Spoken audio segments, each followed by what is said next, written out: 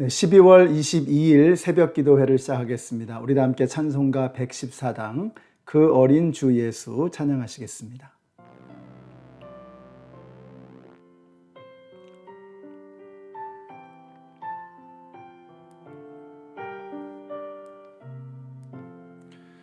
그 어린 주 예수 늘 자리 없어 그 귀하신 몸이 구유에 있네.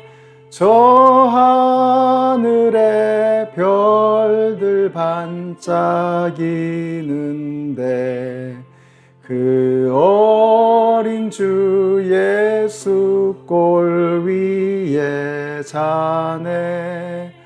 저 육축 소리에 아기 잠 깨나 그 순하신 예수 우시지 않네. 귀하신 예수를 나 사랑하니 새날이 밝도록 함께 하소서. 주 예수 내 곁에 가까이 계셔 한없는 사랑 늘 베푸시고 온 세상 아기들 다 품어주사 주 품 안에 안겨 살게 하소서. 아멘.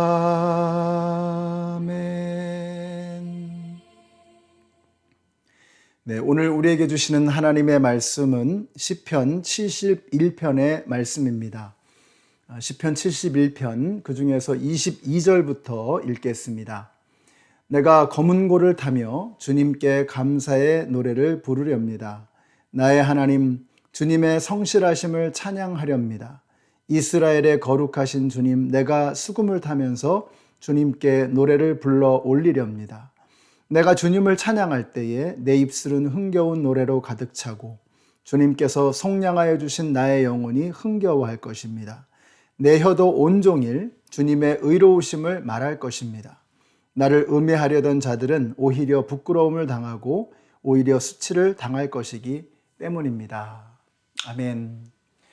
네, 시편 71편은 작자 미상의 비탄시입니다. 누가 썼는지를 알 수 없기 때문에 당연히 그 배경도 분명하지는 않습니다. 다만 본시에 표현되어진 사용이 다윗이 주로 쓰는 어휘 그리고 표현하고 굉장히 유사합니다. 그리고 특별히 구약 성경을 헬라어로 번역한 것이 70인역이잖아요. 그 70인역에 나오는 시편 71편의 표지어를 보면은 이렇게 되어 있어요. 첫 번째 포로로 잡혀갔던 요나답의 자손들에 의해서 불려진 다윗의 시다. 이렇게 표지어가 붙어 있습니다. 그래서 아마도 이 71편은 다윗이 압살롬이나 아도니아의 반역에 즈음해서 지어졌을 것이라고 이렇게 짐작이 되어집니다. 71편에서 이것을 그럼에도 불구하고 다윗의 시라고 표현하지 않은 것은 70편하고 이렇게 70편이 짧거든요. 그러니까 70편 바로 다음에 71편이 나오는데 70편을 일종의 서론처럼 여겨서 70편에는 다윗의 시라고 적혀 있잖아요. 그래서 70편을 일종의 서론시처럼 그렇게 여겨서 70편과 71편을 하나로 본 것 같습니다.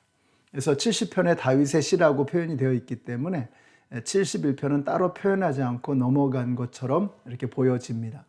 아무튼 이 다윗이 압살롬이나 아도니아의 반란으로 쫓겨나게 되었을 때의 그때의 심정으로 1절의 말씀을 보면 참으로 간절하다 또 의미가 있다는 생각이 듭니다. 1절을 보시면 이렇게 말씀하고 있죠. 주님, 내가 주님께로 피합니다. 보호하여 주시고 수치를 당하는 일이 없게 해 주십시오. 이렇게 되어 있습니다.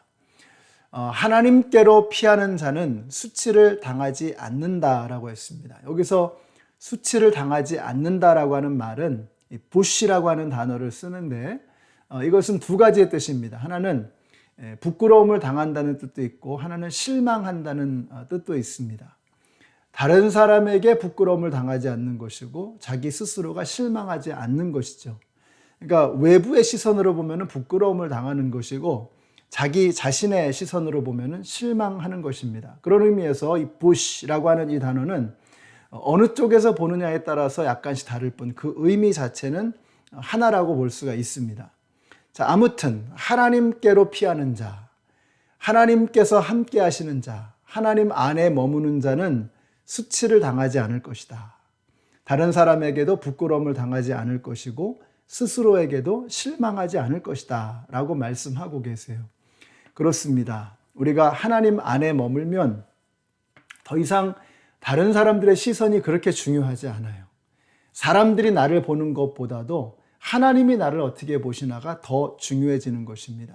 그래서 우리는 더 이상 다른 사람의 시선을 의식하면서 그렇게 살아가지 않는다는 거예요. 특별히 우리 동양 문화, 우리 한국 문화에서는 체면 문화라 그래가지고 다른 사람의 시선을 굉장히 중요하게 여기죠. 다른 사람의 시선을 의식하며 살아가는 것은 필요한 일입니다. 그러나 그것이 너무나 지나쳐서 내 삶을 압도한다면 하나님께서 나에게 만들어주신, 베풀어주신 그 삶의 의미와 가치를 온전히 실현하지 못하고 자꾸 다른 사람들의 시선에 내가 매이게 되는 것이죠. 근데 하나님께로 머무는 사람은, 하나님 안에 거하는 사람은 부끄러움을 당하지 않을 것이다. 더 이상 다른 사람의 시선이 중요한 게 아니라 이제는 하나님께서 나를 어떻게 보시는가, 이게 더 중요하게 된다는 것입니다. 저는 여러분에게도 그런 일이 일어나게 되시기를 바라요. 사람들에게 내가 함부로 막 하는 건 옳지 않죠. 그러나 정말로 중요한 게 뭐냐? 하나님이 나를 어떻게 보시느냐? 이걸 중요하게 여기는 것입니다. 그렇게 되면 어떤 일이 벌어지냐면요. 세상에서는 아니라고 해도 하나님이 그렇다고 하시면 할 수 있는 담대한 용기가 생기는 것입니다. 세상에서는 다 좋다고 하는데 하나님이 아니라고 하면 그것을 노라고 거부할 수 있는 용기가 생기게 되는 것이죠. 바로 그런 사람들을 통해서 하나님의 나라는 이루어져 가게 되는 것입니다. 우리 연합장로교회 성도님들이 자꾸 사람들의 시선을 의식하지 마시고 체면치레 이런 거 중요하게 여기지 마시고 그거보다도 더 하나님께서 나를 어떻게 보시는가, 사람들이 다 좋다고 해도 하나님이 아니야 라고 말하면 우리가 움찔해야죠. 아, 하나님 그러신가요? 그럼 이제 하나님의 시선으로 저 자신을 돌아보겠습니다. 이렇게 회개하는 마음이 있어야 할 것입니다. 바로 그런 사람들을 통해서 하나님은 일하신다는 것입니다. 또 하나님 안에 거하는 사람은요, 스스로에게도 실망할 필요가 없어요. 내 자신의 있는 모습 그대로를 보여줄 수가 있는 것이죠. 그런 사람이 사실은 매력이 있습니다. 자기 자신의 모습을 있는 그대로 보여줄 수 있는, 하나님께서 나를 이렇게 창조하셨고 나를 이런 사람으로 지어주셨으니 하나님께서 나에게 베풀어 주신 그 아름다움을 내가 만끽하며 그 아름다움을 발산하며 살아가리라. 이런 사람이 정말 매력 있고 멋있는 사람이 되는 거죠.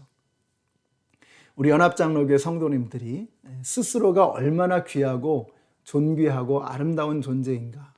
하나님께서 여러분을 그렇게 창조하셨습니다. 그러한 성품으로 또 그러한 특성을 가진, 그러한 아름다운 인격을 가진 그런 존재로 여러분을 창조하셨어요. 하나님의 손으로 손수 지으시고 빚어서 만드신 존재, 그것이 바로 여러분이십니다. 물론 우리가 예수를 믿고 예수님을 닮아가는 아름다운 믿음의 성장은 계속 이루어져야 합니다. 그러나 하나님께서 여러분을 그렇게 창조하신 그 특색, 그 색깔, 그 아름다움을 잊어버리지 마세요. 예수를 만나는 것은요, 그 아름다움이 더욱더 빛나는 것입니다. 여러분 안에 감추어져 있는 그 아름다움이 예수님을 만나게 됨으로 더욱더 아름답게 드러나게 되는 거죠. 마치 이런 거죠. 여러분, 어두운 캄캄한 방에서는요, 여러분이 무슨 색깔 옷을 입었는지가 전혀 보이지 않잖아요. 여러분의 얼굴 색깔, 여러분의 모습 하나도 보이지 않잖아요. 그러나 빛이 쫙 켜지면 여러분이 어떤 색깔의 옷을 입었는지, 어떤 표정을 하고 있는지가 다 드러나잖아요. 우리 예수님은 빛이십니다. 그래서 예수님이 내 삶에 들어오시면 여러분의 삶을 비춰주시는 그 예수님의 빛 때문에 여러분 안에 있는 그 아름다움이 더욱더 찬란하게 빛나게 되는 거예요. 그래서 예수님을 믿으면 다 거기서 거기 비슷해지고 똑같아지는 게 아니라 예수님을 만나면 각자의 아름다움이 찬란하게 빛나기 시작하는 것입니다. 오늘 하나님 안에서 그리고 예수님 때문에 여러분의 아름다운 빛이 더욱더 환하게 밝게 빛나게 되시기를 축복합니다. 오늘 말씀 중에서 특별히 저는요, 20절과 21절의 말씀에 큰 힘을 얻고 은혜를 받았습니다. 이렇게 말씀하고 있어요. 주님께서 비록 많은 재난과 불행을 나에게 내리셨으나 주님께서는 나를 다시 살려주시며 땅 깊은 곳에서 나를 다시 이끌어내어 주실 줄 믿습니다. 주님께서는 나를 전보다 더 잘되게 해주시며 나를 다시 위로해 주실 것을 믿습니다. 이렇게 말씀하고 있어요. 여기서 다시라고 하는 이 단어가 얼마나 은혜가 되는지 몰라요. 하나님께서는 저와 여러분에게 again, 다시 한번 세컨 찬스를 주십니다. 내 인생 여기서 끝났어. 나는 끝장이야. 코로나 때문에 경제적으로나 정신적으로나 나는 다 끝났어. 그렇지 않습니다. 그건 마귀가 주는 생각이에요. 하나님은 오늘 아침에 저와 여러분에게 뭐라고 말씀하시느냐? 다시 시작하라는 거예요.